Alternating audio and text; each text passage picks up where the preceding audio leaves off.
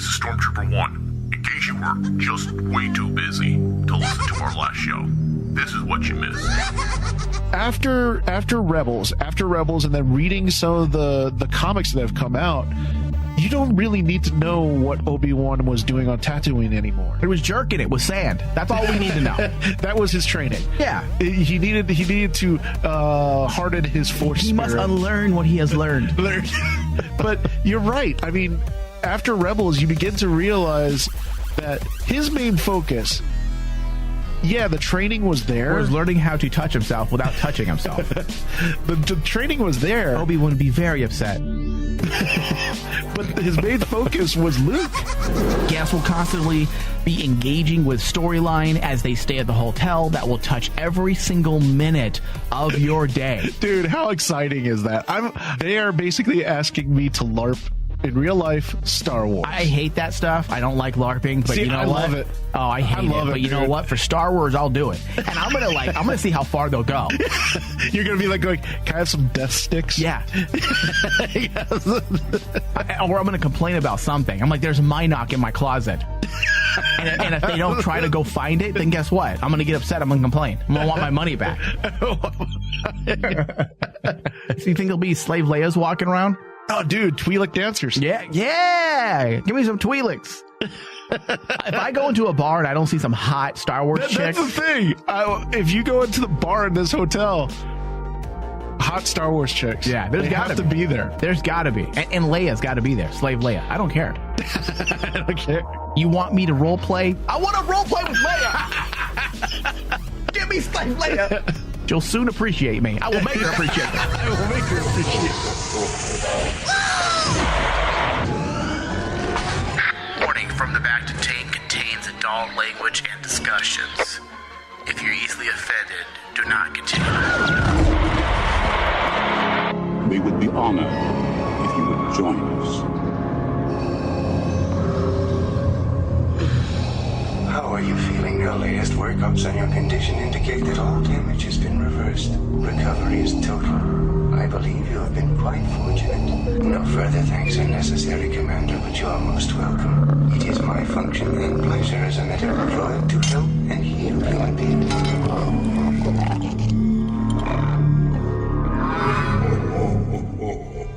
I am a Jedi, like my father before me.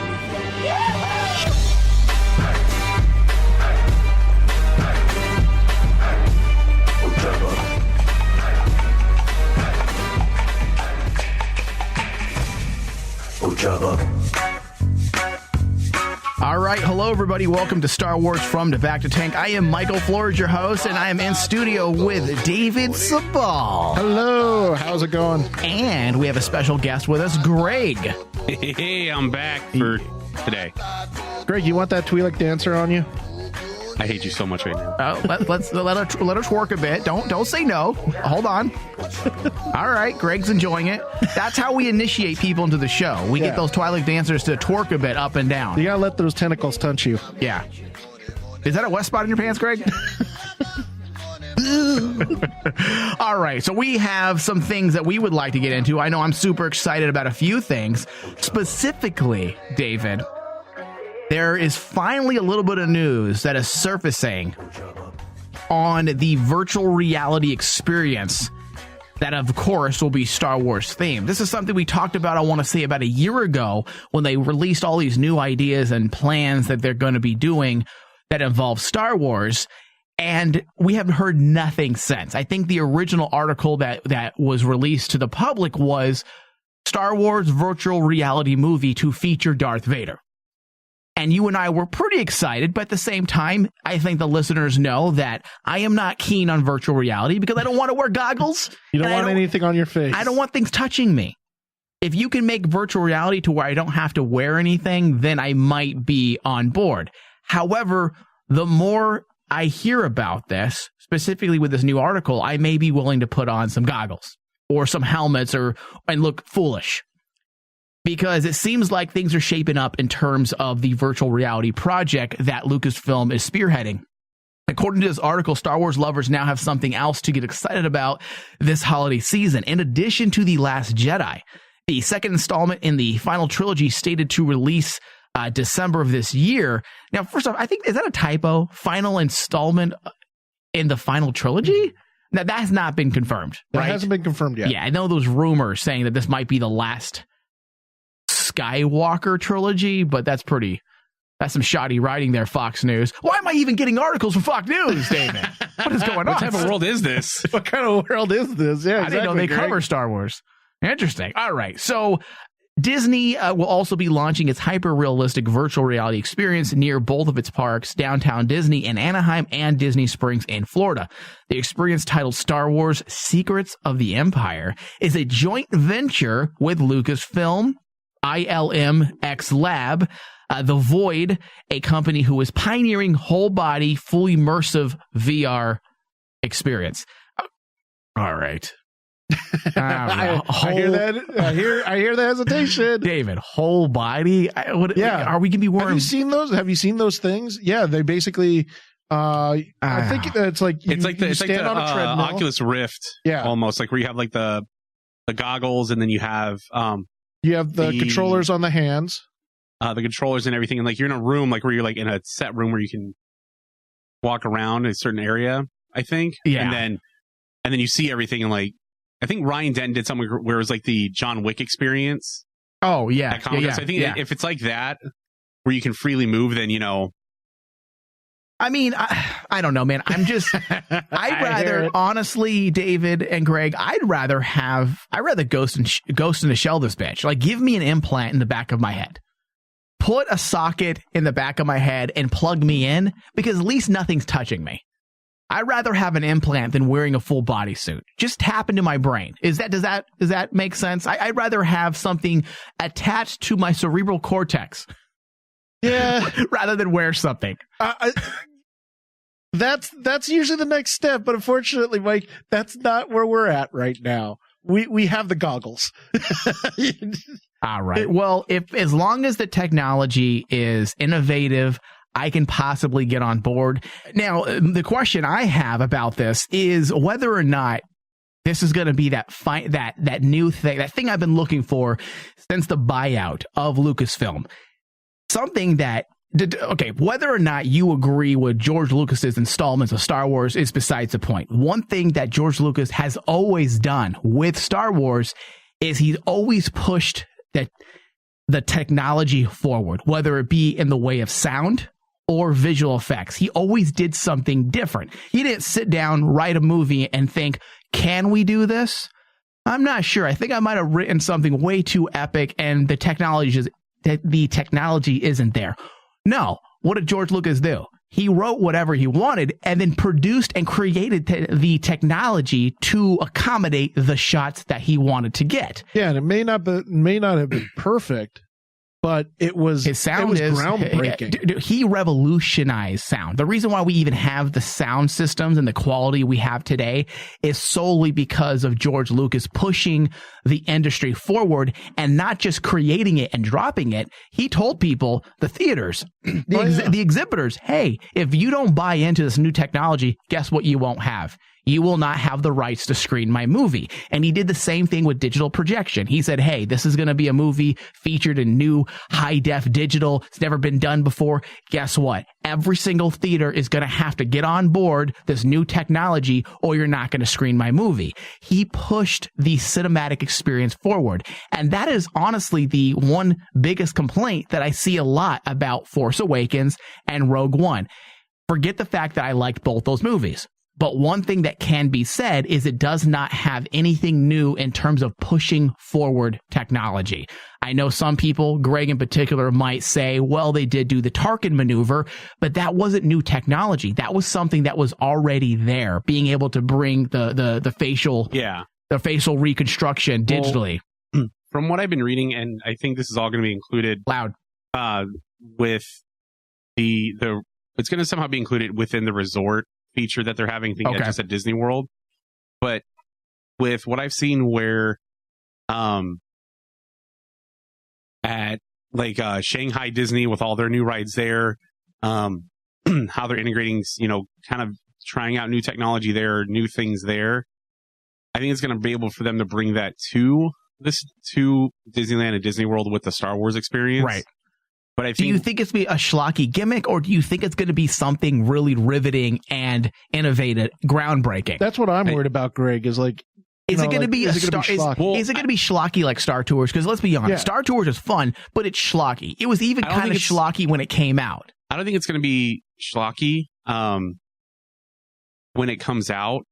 I think what's going to end up happening is that they're going to do a test run with it.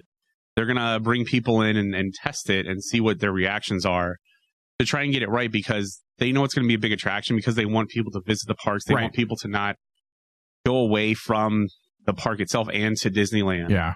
I think that's the thing I took away from Star Tours as well, is kind of like Star Tours when it first came out was very basic when it first came out, but now it's almost they've elaborated on it by making it like, oh, you can take Star Tours multiple times and it'll be a different experience every single time. Right. And look, I'm not going to bash Star Tours. I do enjoy it, and I did enjoy it as a kid. I'm just hoping that this will be, because this was promoted as a virtual reality movie. Again, if I'm getting my wires crossed, this isn't the Darth Vader story they were talking about doing, then forget everything I'm saying. Yeah. But Dave, you and I went back and forth about this Darth Vader VR, and I'm on board, but let's not utilize the VR that's already out there, because to say it quite frankly, it sucks. Like, virtual reality isn't very good right now. Well, it's not even virtual reality. It's basically essentially putting goggles on and putting a screen up to your eyeballs. Yeah. And unfortunately, just this is definitely like a different point of different opinions that me and you have shared on this, is because, like, in my opinion, we have to start somewhere, though. In my opinion, the Jedi are evil. But we have to start somewhere, because, like, I would love to actually have that type of reality where it's basically jack into the back of my head like the Matrix and I'm totally immersed into it. Yeah. However, unfortunately, that technology is just not there. It's not there. And if it's not there, that means either get it there. And I'm being kind of stupid and facetious about snapping something to the back of my neck and connecting to my cerebral cortex. However, if the technology isn't there to do something, if George Lucas would have done it, if he is the power behind this, let's say George Lucas never sold, but he kept moving forward, and he's the one who put out Rogue One, and he put out Force Awakens, and he was the spearhead in charge of this virtual reality program, I probably would be very excited for it, because, again, George Lucas is very innovative. The guy always pushes things forward. He's from that old class of filmmaker, much like George Lucas much like Spielberg and James Cameron. They don't just sit there and use what was done. They create the tools. They don't say, hey, we're going to need a hammer and nails. Well, okay, there's one sitting there. No, they're like, hey, we're going to need a special hammer and nail that's never been invented. All right, let's invent it. That's the difference between modern Star Wars and old Star Wars. Yes, I'm enjoying those movies, the new movies. I like them. We're having a good time. But at the same time, Star Wars has always been utilized as a transport and push the technology. And that's all I'm hoping we get with this VR. I'm hoping it's just not the run-of-the-mill Oculus BS. I want them to utilize their own technology and really push forward the medium so that we can get better VR. And yeah, that's the point of view that I understand where you're coming from. Is kind of like with the way technology has progressed today. It's been amazing how far we've come technology-wise for virtual reality. However, and maybe Greg you can probably elaborate on this, is like when we look at video games, right? The Oculus is a fantastic gimmick, but it's been done before and it's failed. Well, it's not magically. It's not. I mean, it's not that it's. I wouldn't say that it's failed. I would say it's not the right time for it. Right. Because everybody's talking about the Oculus Rift, it was like, oh my God, it's going to be awesome. And then they revealed the price point for it, and everybody's like, well, shit, I can't afford that. Only, studios can afford that. But that's also studios that have shipped AAA games, and then maybe some indie studios that have the money or the backing. See how we're having this conversation right now about Oculus? That proves my point. Yeah. We're debating whether or not Lucasfilm is going to utilize that platform, whereas in the past, there wouldn't be a question. We'd be like, no, George Lucas is going to create it. I think with that, I don't think they're going to go, okay, you know what? Well, let's use the Oculus Rift. we'll go ahead and get some headsets, some controllers. Yeah. We'll build it out and it'd be great. I think what they're going to do is they're going to look at what's there already and how they can change it to where that it's not somebody on a treadmill or you standing on a, because I remember like early VR, you have to stand inside of a ring and you're in a little circle and you're just like, all right, cool. It's I can very spin, limiting. Yeah. And then, but the thing is, like, if you look at it where, if they look at how Japan is doing VR, like I think it was IBM. IBM recreated Sword Art Online, like the actual game that's in the anime. But people were on kind of like treadmill type things. Augmented reality type thing? Yeah, but they're still wearing helmets, but they had free movement. They can take a look at that and say, okay, hey, where can we use that, but not have to put people on a treadmill where they can kind of freely roam? I'm just looking forward to VR porn. Can that happen soon? VR I want yeah, it always goes back to Twi'leks with David. I want to swing my red lightsaber around. Can I do that? That's what I'm really looking forward to doing. All right, we need to move into Ron Howard news because there's been a lot of silence coming from Camp Han Solo. Except from Ron Howard. Ron Howard has been tweeting out things randomly, images, and they're really trying to repair the image, the PR surrounding Han Solo. When Miller and Lord left or were fired because they're idiots, there was a lot of the morale was very low. It was very evident. The actors all were happy that Howard took over. There was a lot of behind the scenes bitching after Phil and Miller and what is it, Lord and Miller, whatever. What are those hacks' names? I forget. Phil Lord, and I forgot the one guy's first name, but it's Miller. Yeah, when Lord and Miller got fired, there was a lot of issues in terms of morale. And since Ron Howard has taken over, the morale has just skyrocketed. People are coming out saying just fabulous things. They're talking great about each other. And this is something that never happened from the very beginning when Miller and Lord took over, or I'm sorry, when they were hired on to Han Solo. All we ever heard was some negativity. And now it's the complete opposite with Ron Howard being on board. And this should be a good sign. This should signal as a good sign for all those fans who were worried about Han Solo. It's in good hands. I know people are confident with Ron Howard as a director, but there were questions in terms of his ability to do a Star Wars film. And I understand the concern, but I just don't think it's warranted, especially when half of directing is not just your vision and your creativity, but it's also morale. You're the director. You have to be able to communicate with individuals. And if you have a director there boosting the morale and people are happy, guess what you're going to get from them? You're going to get good performances because they're happy to be working with you. Yeah. And the thing is like the more we've seen news about this, the more I really do believe that basically the Star Wars, the creative team behind Star Wars with Kathleen Kennedy and everything, they're trying to see if new directors can come in. Yeah. First, because if you notice, like a lot of the directors they've chosen in a lot of their Star Wars films, they're part of the new flock. They're not old guard, right? You have Phil Lord, Christopher Miller, and then you have Josh Trank. They tried Josh Trank. Let's just call him Josh Tank. They had who was the one that did Godzilla? Greg. Shoot, he did Rogue One. It's not Neil Blomkamp, is it? No, not Blomkamp.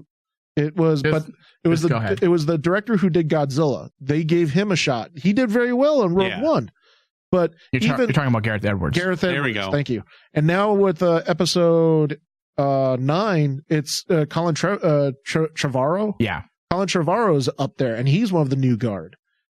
At least for the time being, we'll see. I really honestly think that basically the game plan is to see if the new guard can actually do the Star Wars films. If not, they can call back on old guard like a Ron Howard. Well, I think that's what they, like the year that we went to Celebration and like hearing Dave Filoni talk about what they're doing with Rebels, how they want to do it, how they, they're all fans working on it. They grew up watching it, now they're working on it. I think that the Lucasfilm Story Group, I think what their purpose is that they don't want to just, like you said, kind of trust on the old guards to kind of come in and make the films. Because there's people that are going to these that are like, they like a lot of these new filmmakers, a lot of these new directors, and they want to bring them in and say, hey, what are you doing? Let's see what you got.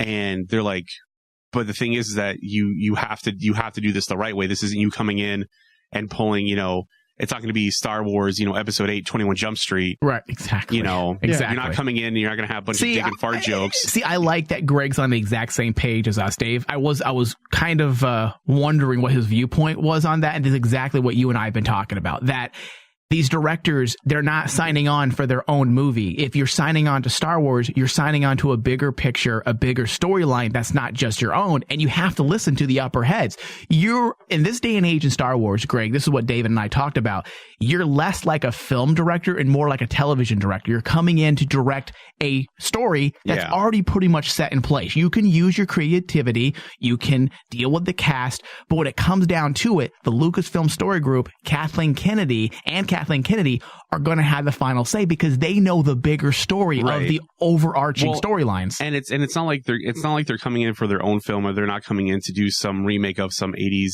TV show or whatever as a movie. It's not like they're coming like, hey guys, we want you to make Chips into a movie, kind of have fun with it, but just kind of keep the same character names and like the whole, biker cop feel, or, it's, hey, look guys, you guys are coming in. This is Star Wars. The fan set here is completely different. They're not kids that, do Snapchat or, do a bunch of Instagram, want to live out of a fucking van. Listen, we understand your last movie was with Channing Tatum and Ice Cube, but that's not going to cut it here in Star Wars. Yeah, basically, they have to understand that you're not, like, you're coming in like, hey, here's your material. You really can't stray from this. We're sorry. You're not, And I don't understand how they don't realize that. That's what blows me away. The same thing happened with Trank on Fantastic Four. I mean, he had a complete meltdown and got fired from the Boba Fett standalone before it even became a thing. And now it's not a thing, all because he has a complete meltdown and can't handle the stress of listening to people. I would be happy as a 25, 26-year-old director having such an opportunity to direct Star Wars. That's why I've appreciated Gareth Edwards that much more, because he, as we said before, Dave, Gareth Edwards had the same problems, that not in terms of morale, but he had similar issues on the set with Rogue One, to where they brought in Tony Gilroy to take over 70% of the movie. But guess what Gareth Edwards did? He knows that this is much bigger than him. He took a backseat and he worked alongside Tony Gilroy to make the movie that Lucasfilm Story Group and Kathleen Kennedy wanted to tell. And look what happens. Now Gareth Edwards is reaping the rewards. No one thinks of Tony Gilroy as a director. Gareth Edwards has now set in stone in cinematic history as the director of, arguably, some people say this, one of the best Star Wars movies ever made. In Rogue One. Rogue One. And that also should tell you, if there were issues out there, trolls, if there were issues with Rogue One and everybody loved Rogue One, that should tell you that Kathleen Kennedy knows what she's doing. Trust her opinion. And that should be said to Phil Lord and Chris Miller as well, and any other director that wants to fight and argue with what's being done. Look at Rogue One's success. I think they've proven themselves with Force Awakens and Rogue One. They know where they're going. They know the direction. Just sit there, collect check, get head from a hot PA, and make a movie. And the interesting part that I want to ask you, Greg, because you brought up the name, is like, me and Flores have gone back and forth about this, and we all agree.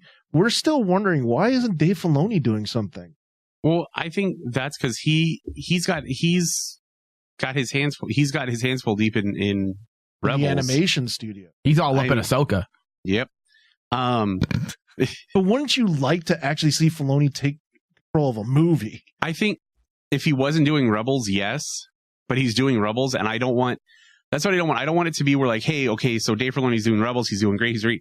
Hey, let's tap him to do a movie as well, and he's got to sit there and oversee what's going on in Rebels. Yeah. And then he's got to oversee what's going on in the movie. And I see your point, because I do want to see Filoni do a movie, but at the same time, do we really want him to do a movie and then fail, and then he becomes the suck ass of the Star Wars world? And also, maybe he's smart. Maybe he's saying, look, I know what I'm doing here in the animation world. I'm doing a damn good job. People love me. Why would I put myself over here where people hate me? From 3 PAs instead of 1. Exactly. Exactly. And people worship Filoni. They do. Everyone loves the guy. So you almost want to question his smarts and say, this guy is making the right decision. Hey, don't even try to, campaign me into a movie position, because I want to stay here. I love this world. I have control of my own little world, and everyone likes what I'm doing. It's kind of like what you said last time when we talked about this, Mike, is like he wants to stay in his lane. Yeah. Well, yeah, he wants to stay there, but again, it's like what we said with all the young directors coming in. It's that any director, when they get signed on to do a movie, they're like, well, I saw this and I like the material and I want to try and tell, like what I see of the story. Right. And it's like, Dave Filoni's like, okay, this is set between these films. This is what's happening. Okay, we have room to play because now there's, the whole world's kind of open and a lot of the stuff is now in legacy. So we can pull from that. We can make our own stuff as long as it goes into, 4, 5, and 6. And he understands that. So he kind of sees like, I'm going to stay here. I'm going to tell this story. And then, at whatever time Rebels tells its story and it finishes, then he'll move on to something else. I mean, maybe we'll get an animated series with, about Kylo Ren, the younger years. Freaks and geeks of Tatooine. No, please. No, please. All right. So Ron Howard, in a recent interview, says that with Heat Vision, said that it's a fantastic script, a great cast, and it's all coming along great. I'm having a fantastic creative experience with it, he said. Howard, who noted he's still relatively new to the production, said the film came with great characters, a great script, and actors who inhabit those characters. The director continued, it's a great young cast, incredibly strong, smart, funny people who love their characters and love being a part of this. I think we'll be able to do something that is a lot of fun. How different does that sound from anything else we've heard? Now, either Ron Howard either is telling the truth or Kathleen Kennedy is calling in favors from back in the 80s when they were friends and saying, hey, I need you to help me sell this movie.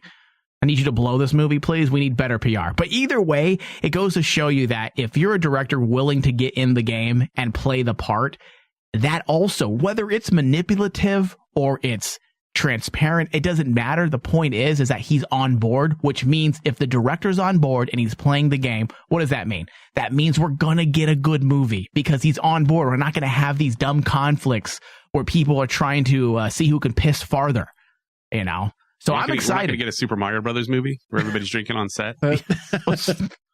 So bad. So I'm really stoked about that. I love hearing this little bit of news that's coming out from Ron Howard, and I appreciate his little photos he's been posting here and there, showing us that the movie's moving along. Yeah, dude, it's hilarious seeing Ron Howard on Twitter, and isn't it? It's like he's posting up pictures from set, and I'm like going. Normally, he's not doing it. It's his assistant. Yeah. They're like, Ron, come here, take this picture. Yeah. What? I'm like, Ron, can you please post some pictures of your hot daughter? I like her. Can you please? Yeah. Bryce Howard, please. Thanks. Yeah. The one, can you have her wear red heels like she did in Jurassic Park, the best part of the movie when she was running from the dinosaur? Yeah, do that, please. That's pretty steamy. Wait, that's his daughter? You didn't know that? No. She's hot, right? Yes. How did that happen?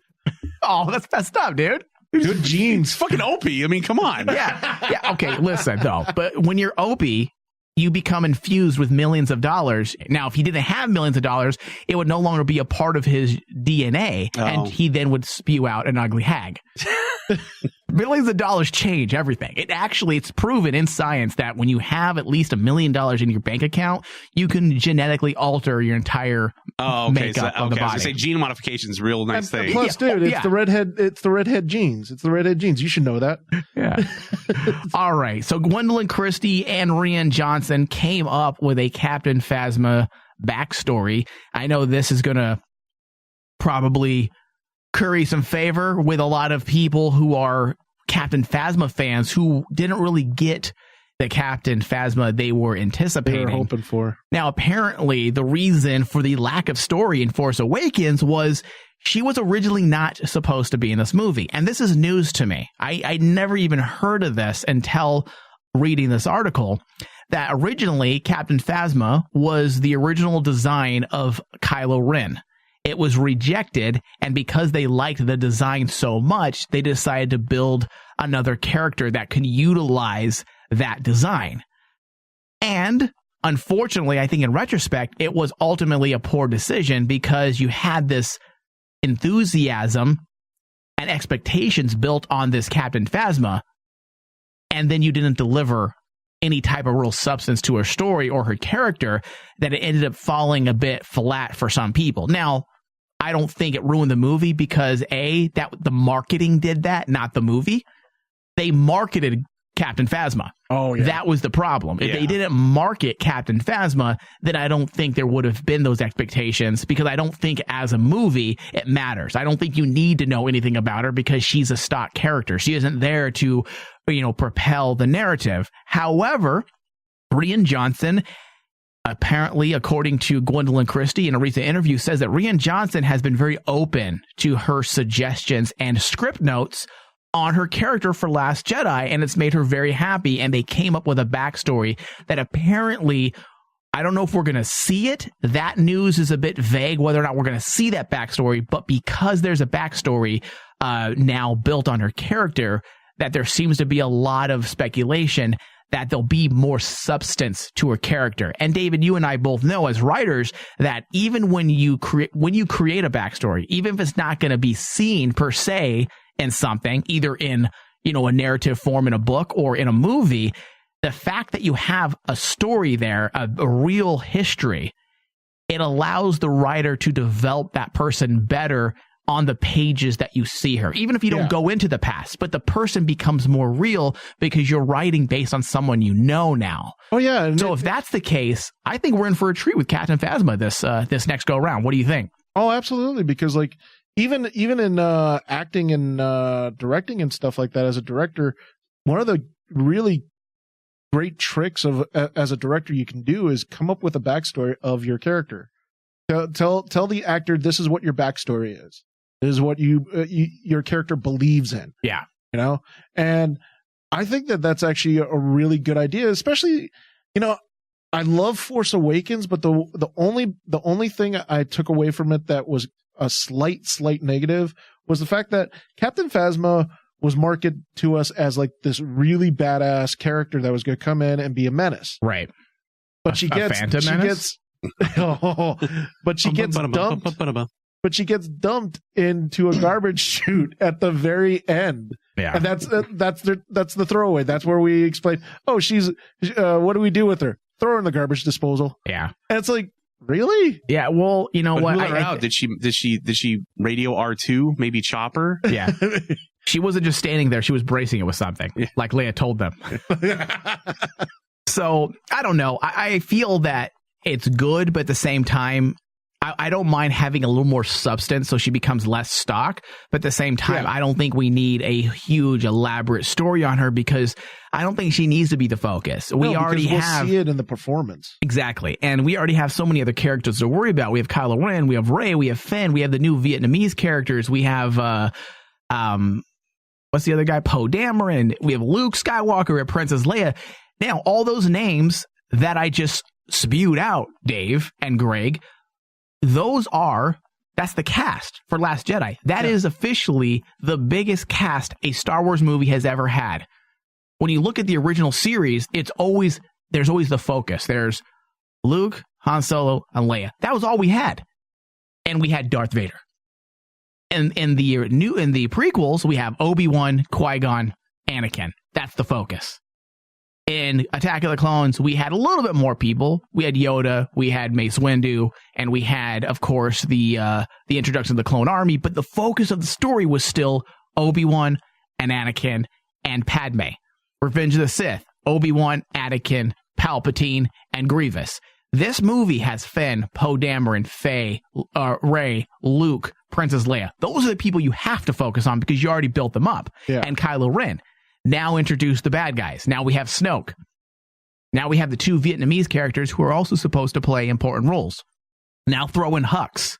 Is that his name? Hux? Yeah, General Hux. And General Hux. You know what? The funny part is you bring up that name, and the article that you actually brought up actually pointed out that the strange part is no one, while everyone focused on Captain Phasma, General Hux kind of fell by the wayside. But General Hux plays like a huge role. Yeah. And there was more development with I liked him a lot in Force Awakens because you get to see him. He's literally the leader of the First Order. Yeah. He had that very angry, speech. Yeah. That very angry speech. It was that very was awesome. Nazi-esque. Yeah, I was gonna say it was like that speech you see like where he's screaming and hitting the podium. Yeah. I'm just like, I saw that in a mall. He's like, show them we are the First Order. And I'm like, and then they all did the First Order salute. I'm like, ooh. Yeah. I thought it was awesome. It got me going. Yeah. It was a great scene. So taking that into account, we have a lot of cast, and I'm hoping we don't get too much. J.J. Abrams is the one who introduced a lot of these moving parts because he is known for those ensemble roles. He does that very well. If you go back from his very first real TV show that really, Alias was an ensemble cast that was about a crew. Then, of course, look at the Mission Impossible series. He took it from being just about Ethan Hunt and turned it into a real Mission Impossible crew. He does this with all of his things. He does very good with characters and their relationships and how they all work together for one common goal, which is, of course, the progression of the story. So obviously we know what JJ wrote the outline for The Last Jedi before he left. I'm hoping Rian Johnson's able to grab that and take Abrams' cues and also, of course, put a little bit of his own spin on it. But I'm hoping he's able to handle it because that is a lot of people. That's my only negative so far in all of The Last Jedi news.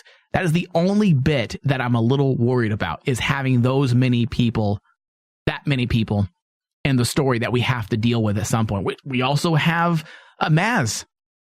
We can't forget about Maz. Oh, yeah, Maz. She's important to the mythology and lore of Star Wars and The Force Awakens. There's still questions about her character that needs to be discovered as well. So there's a lot going on in there. But I feel that we have room for a little bit of Gwendolyn Christie, at least a little bit of substance. There's a little wiggle room for her. Yeah, just a little wiggle. All right, Star Wars Rebels writer walks back claim that beloved fan theory is happening.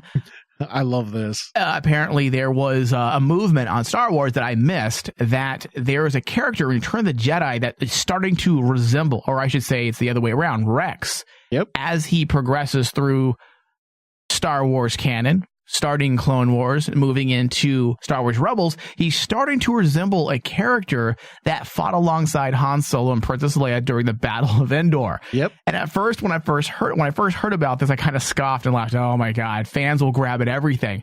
But then I started comparing the photo images, and I'd be damned if it didn't look just like him. Yeah, and makes sound. And allegedly, it's pure coincidence. Okay. Ever since popular Star Wars The Clone Wars character Captain Rex appeared in Star Wars Rebels sporting a lush white beard, some fans have clung to one simple theory. Rex was at the Battle of Endor. Stephen Melching, writer on the show Star Wars Rebels, got some of us excited yesterday when he tweeted with a tweet that seemed to confirm the theory, but sadly that's not the case, at least not yet. First off, why would you even tweet that out? His tweet was, "This is happening, Star Wars Rebels, old Captain Rex."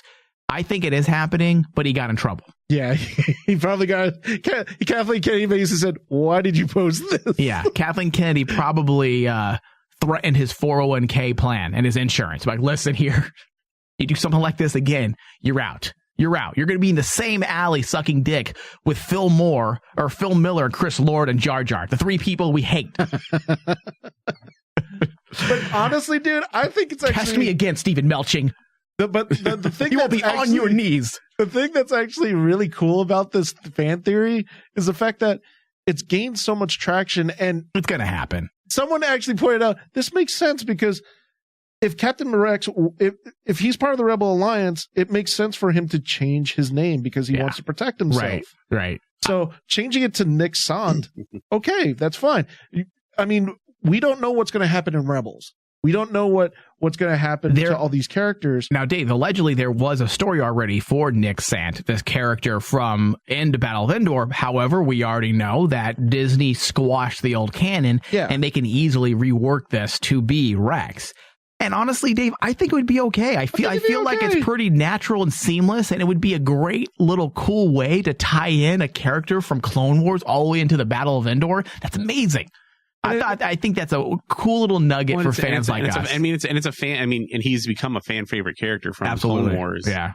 And I mean, what is it when we, fuck it, I'll admit it. When we were at Celebration and they did the season 2 trailer? Season 2 trailer? It's season 2 trailer. I'm like, oh, this is awesome. And then like And then it went dark, and all of a sudden you just hear Rex's voice. Like, I got a little teary eyed. I was fucking excited. Like, I was like, oh my god, dude! People got emotional. I remember. And then they showed him for like a brief moment, and everybody was like, oh fuck yeah, yeah, he's cool. And I'm getting goosebumps just talking about it. So yeah. Yeah, and I've always find this character interesting just because the fact that he resisted, Order Execute 66. That to me says something about his character, and I found it always interesting that they managed to, get away from killing the Jedi, and they ran from their original genetic programming. Is that what it was? Correct. Oh, yeah. That's what they did. And the thing is with Rex, everyone's been speculating that basically at the last season that's coming up of Rebels, that all our favorite characters are going to die. They have to pass away because they can't continue on in the series without being asked, well, where the hell are they? The biggest thing that people have stated, though, is they don't necessarily have to die. They just have to go into hiding. They got to find a way to conveniently tuck them away, which I think will be smarter. Yeah. Like, look what they did with Ahsoka. They got rid of Ahsoka in a very seamless way so that we don't have to scratch our heads and wonder, well, why isn't she in Revenge of the Sith? She was Anakin's Padawan. That doesn't make any sense. And they got rid of her in a way that worked for the story. Yeah. And like Darth Maul. They finished up Darth Maul's story in the last season. And I thought it was brilliant because they needed to actually to finish up that story. Now the question becomes, well, they've quote unquote killed off major characters. How are they going to write off the Rebels crew? Yeah. True. Yeah, we'll see, man. I'm really excited. I'm getting pumped for the season premiere of Rebels, which I think is happening in about 4 weeks, 4 to 6 weeks. Yep. Yeah, I've watched Rogue One, dude, and I still get goosebumps seeing like all the little throwaways to the Rebels. Yeah, how cool is that? The ghost ship. Isn't that awesome? See Chopper. Yeah, see Chopper, and then hear General Syndulla to docking bay. It's very different. It's very different as a fan of Star Wars than when we were kids, where we watch the movies, then we read EU books that tied in, and we go back and watch the movie. We're like, oh yeah, that guy has this story. Now it's the movies throwing in things from EU that's already been there. That's really cool for fans who are really like taking an active interest in the new comic books, and of course the animation Star Wars Rebels. Like it's for the real fans. I mean, it's not for these new Star Wars fanatics that only came on with the new film. I think they owe it to us as the longtime fans that have kept the series going even through the Dark Ages, as we call the prequels.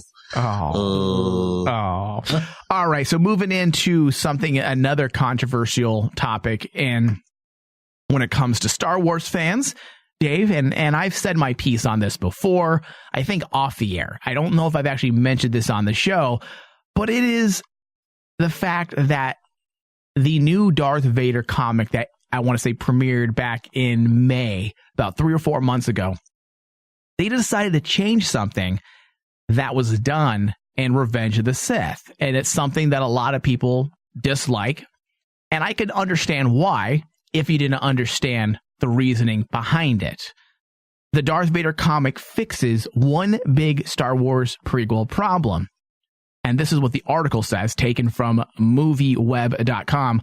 One cheesy, pain-filled no is getting changed to a more dignified no in the latest pages of a Marvel comic that chronicles Darth Vader's early career as a Sith Lord. This fixes one of the more embarrassing, this is their quote, not mine, more embarrassing scenes in Star Wars Episode 3, Revenge of the Sith, and even provides some insight into what happened in the moments directly following one of the Star Wars most slammed moments in history.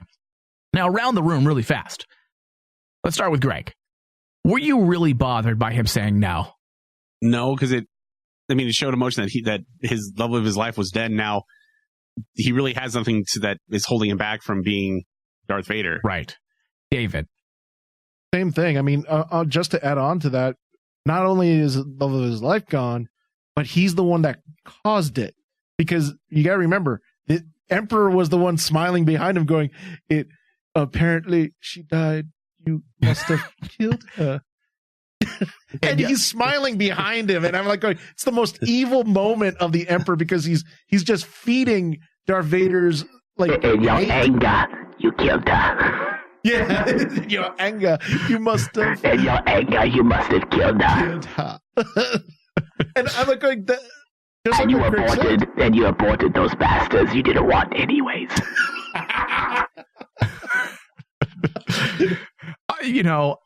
There's a few things, Dave and Greg, that I have to say about this, of course. Number one is, no, it didn't bother me. Yeah. And I agree with your reasons as well. It showed emotion that we've never seen in Darth Vader. Yes, it was something that might have taken us back when we're used to seeing Darth Vader all donned in black, very serious and emotionless, with a very stoic, mild-tempered voice. But this was different. This was Anakin thinking he killed his wife who was pregnant. He lost his legs. He is no longer the man he is, and it's tragedy.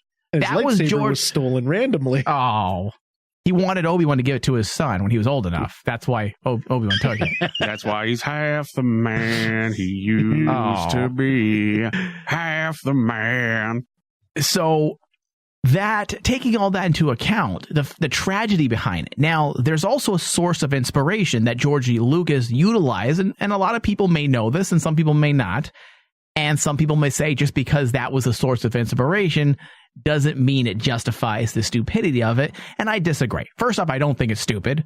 But George Lucas was ripping this tragic moment from the Universal Monsters sagas. When Frankenstein is born. Yeah. The tragedy of the loss of humanity, the confusion of what am I? The monster is born. He jumps off that plank and he walks just like Vader, or Vader walks just like Frankenstein, and he yells out in pain. That was the whole point. George Lucas didn't make this decision because he's a numbskull and he likes cheesy shit. He did it to drive home the point of the tragedy of this now monster that he created himself. He turned himself into this tragic travesty of a human being. He is now a monster. The very monsters he fought, he has now become. So if you look at the real meaning behind it, I can't ever fault George Lucas for doing a scene like this. Now, Jar Jar Binks is a whole other thing. Yeah. You want to hate on Jar Jar, that's fine. But this, I don't think it should warrant the most hated moment in Star Wars history. I think that's ludicrous. I think when I went back and I rewatched Revenge of the Sith and everything, I get to this scene. I think what just hurt it was the scene prior when Padme passes away. Yeah, that scene. See, that to me is the worst scene. Pisses me off more. All day. Yeah, I look at fans. Uba, no aborte. Oh.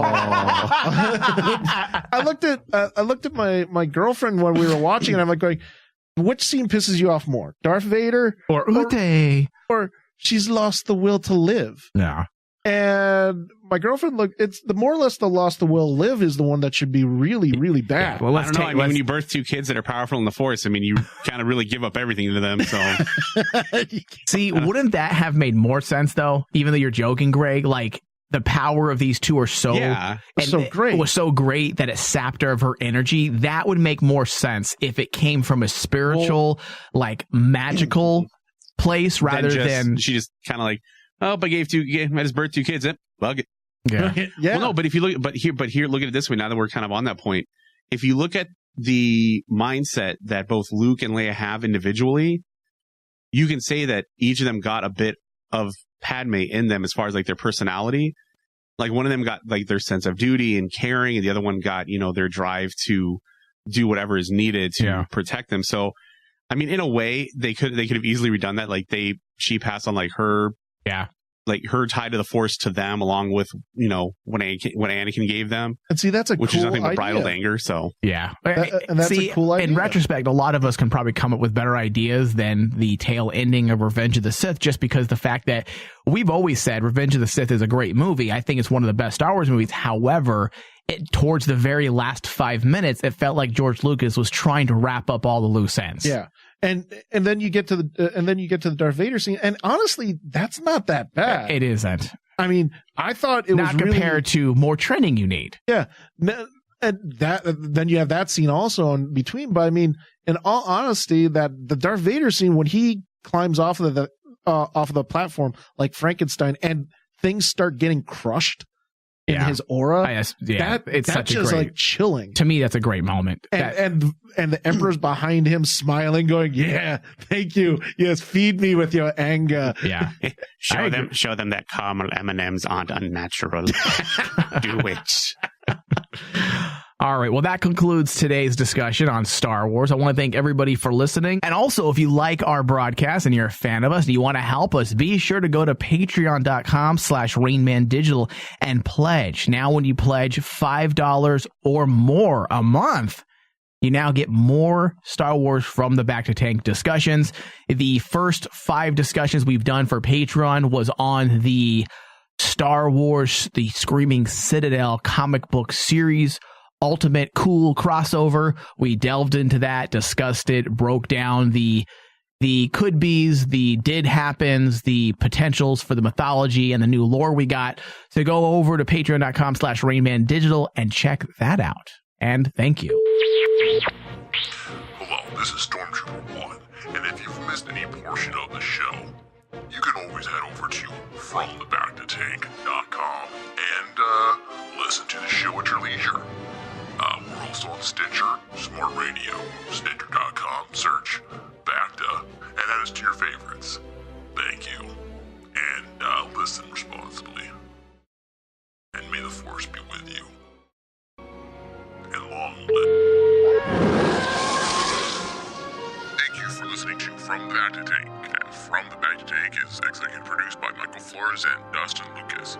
Hosted by Michael Flores, David Zabal. You can find out more about our show by going to www.fromthebacktotake.com. You can also find us on Twitter at FromBackToTank, as well as Facebook, facebook.com/FromTheBackToTank.